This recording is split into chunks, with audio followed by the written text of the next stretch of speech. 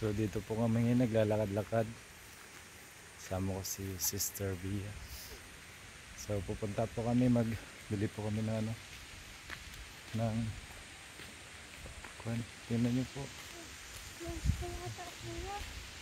tindahan. Close yung tindahan. Nandito po. Yan.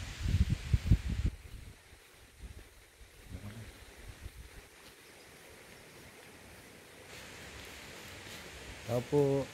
Tao po. Pabili po. Tao po. So dito po kami ngayon bibili ng ingredients para sa isda. Ano naman? Tao po.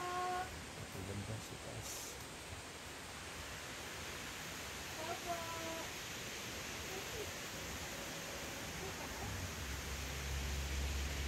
Tao po.